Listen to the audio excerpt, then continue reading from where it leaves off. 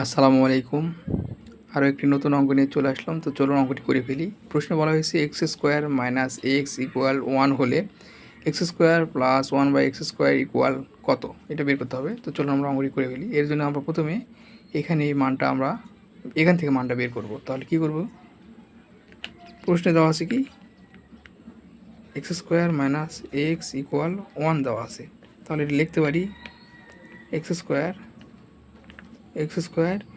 এখানে 1 টাইপের পার করে দিলে আবার প্লাস আছে, এবার আসে মাইনাস হবে, -1 এবার এক্স মাইনাস আছে, এবার বার করে দিলে প্লাস হবে, তার মানে এক্স। এটা এখন যদি আমি উভয়ের সাথে যদি আমি এক্স ভাগ করে দিই, এক্স দ্বারা যদি উভয়কে ভাগ করি তাহলে কী হবে, এখানে এক্স থাকবে, এখানে 1/x থাকবে, আর এখানে থাকবে কত 1। অতএব এক্স মাইনাস 1/x এর মান বের হলো। এখন আমরা এখান থেকে অঙ্ক করতে পারবো কি, প্রশ্ন বলা হয়েছে এক্স স্কোয়ার প্লাস 1/x স্কোয়ারের মান কত। তো আমরা লিখতে পারি,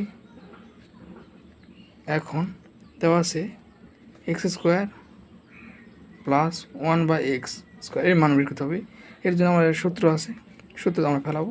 কী আছে, x square plus 1/x square বা এক্স স্কোয়ার প্লাস বি স্কোয়ারের সূত্র একটা আছে, সেই সূত্র আমরা প্রয়োগ করবো। তো কী হবে, এক্স মাইনাস 1/x, যেহেতু এখানে মাইনাসের মান দেওয়া আছে মাইনাস দিয়ে করবো।